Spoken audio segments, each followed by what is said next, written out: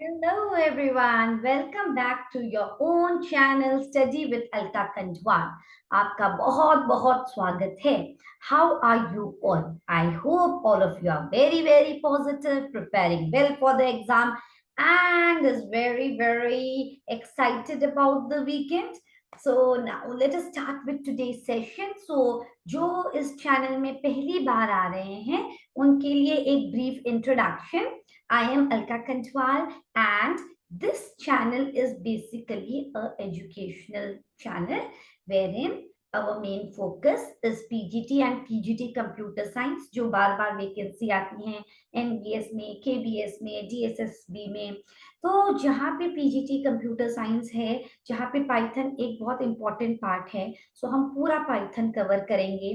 And then the other focus is maths for all the competitive exams and all the children who are in the grade 8 to 10. I am covering the entire syllabus for 8 to 10 right now. आगे बढ़ेंगे, जब आगे धीरे धीरे बढ़ते जाएंगे आप लोग मुझे मोटिवेट करेंगे तो 11th का सिलेबस, 12th का सिलेबस सारा कुछ कवर होगा.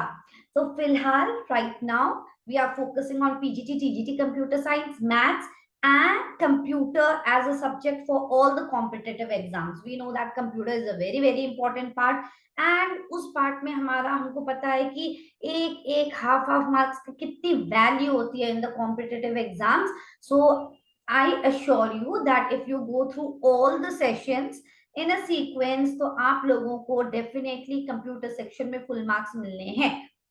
So that is about the brief introduction. So अभी तक आपने लाइक शेयर और सब्सक्राइब नहीं किया तो किस बात की देरी है, जल्दी से जाइए सब्सक्राइब कर लीजिए और वहां पे बेल नोटिफिकेशन में क्लिक कर लीजिए ताकि जैसे ही एक नया वीडियो अपलोड हो and you get notified and you watch the video.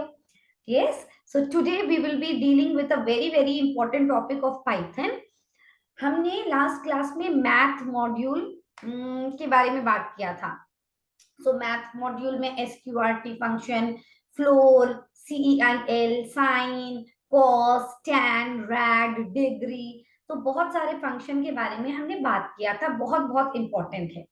Now we are talking about random module. एक रैंडम मॉड्यूल होता है पाइथन में. अब उसमें क्या क्या फंक्शंस अवेलेबल हैं उसके बारे में डिटेल में बात करते हैं. So let us get started everyone. So here we go. So here we are going. So see, when we are talking about the random module, तो पहला जो हम देख रहे हैं वो है एक रैंडम फंक्शन.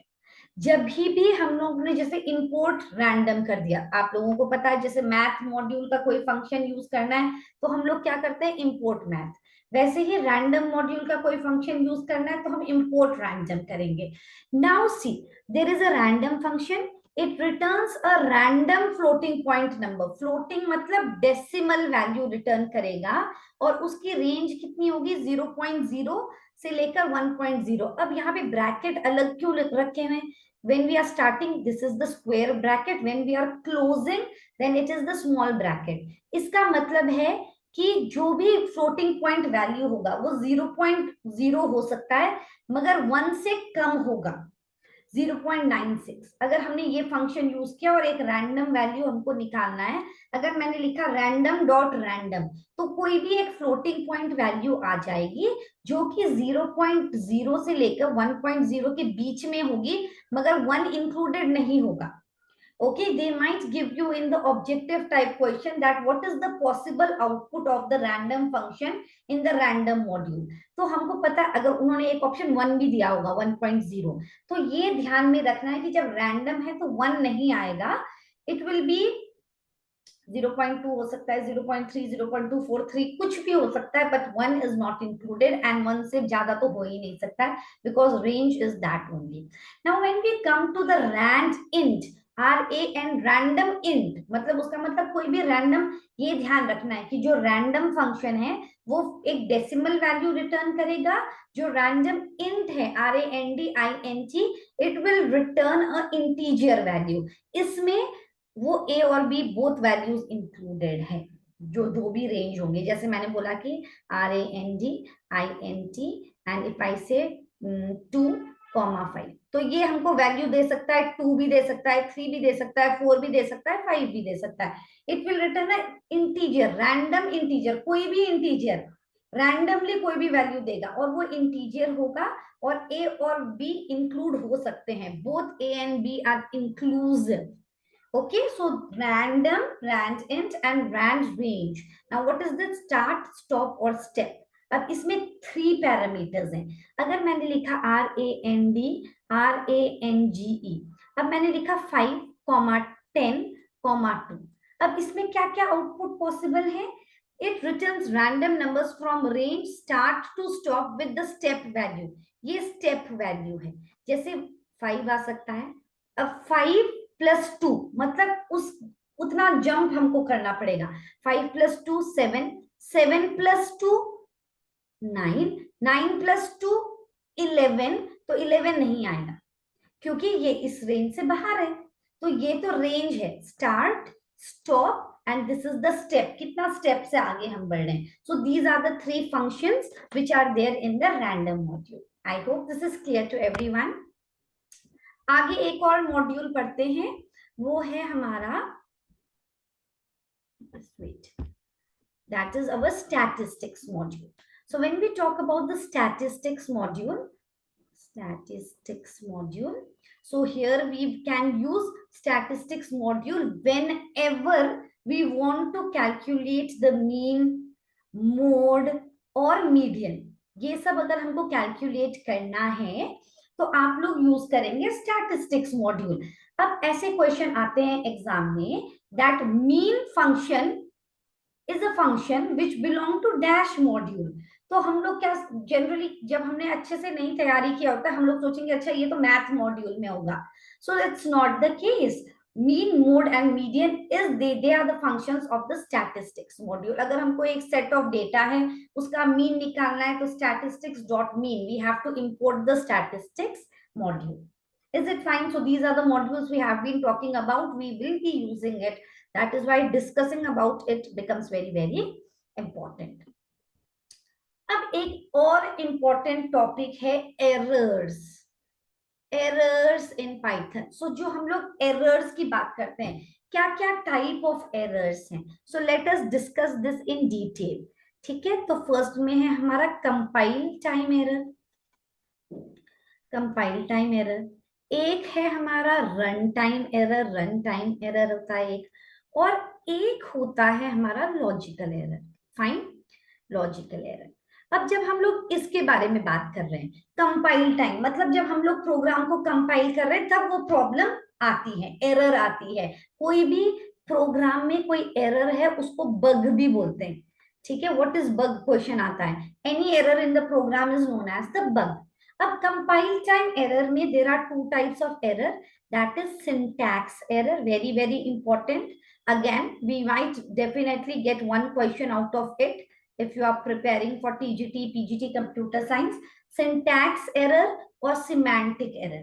जब सिंटैक्स एरर है मतलब हमेशा हर एक प्रोग्रामिंग लैंग्वेज की एक सिंटैक्स होता है. जैसे अगर हम लोग ने सी किया, सो एक पर्टिकुलर सिंटैक्स होता है कि हर एक स्टेटमेंट को हमको सेमीकोलन से एंड करना है.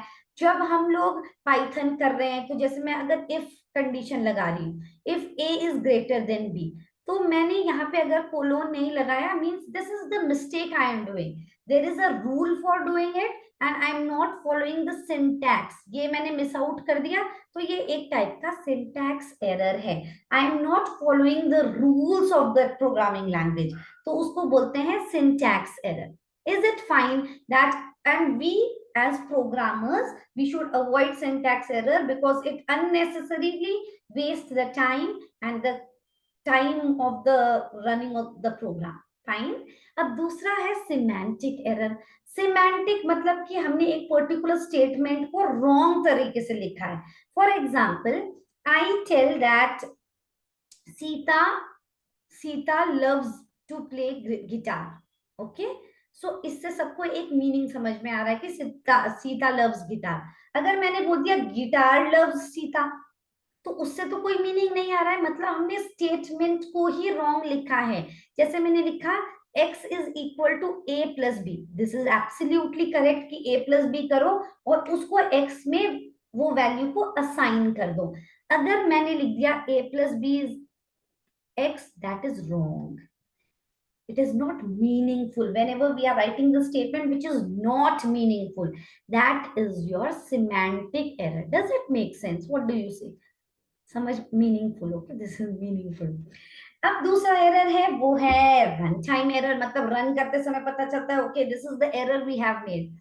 रन टाइम एरर जैसे कि कभी कभी रन टाइम इजीली लोकेट हो जाता है क्योंकि वो प्रोग्राम को एब्रप्टली प्रोग्राम रन हो रहा है, बीच में स्टॉप हो गया, और there is some abnormal termination of the program, है ना। प्रोग्राम जैसा हमने सोचा था कि ऐसे टर्मिनेट करेगा, ऐसे आउटपुट देकर, वैसा नहीं रन हो रहा है, there is some problem with it, that is the run time error. For example मैंने एक इनफाइनाइट लूप हो गया। अब इनफाइनाइट लूप क्या है, मैंने, अभी हम नेक्स्ट में लूप पढ़ेंगे, अगर मैंने एक ऐसी कंडीशन डाल दी कि वो जो लूप है वो हमेशा रिपीट ही होता जा रहा है, मतलब हमने स्टॉप का कोई कंडीशन ही नहीं दिया, तो वो इनफाइनाइटली रन हो रहा है, so then it will force the program to abnormally terminate. So these are the types of runtime error.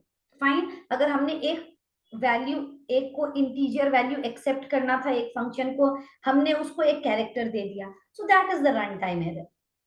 Fine, अब जो लॉजिकल एरर है, logical error are hard to locate. अब क्यों हार्ड है लोकेट करने के लिए, क्योंकि जो प्रोग्रामर है, द प्रोग्रामर हैज मिस्टेकनली, जो लॉजिक प्रोग्रामर लगा रहा है वो प्रोग्राम ही, वो लॉजिक ही रॉन्ग है, the logic which is being applied in the program, that logic is wrong.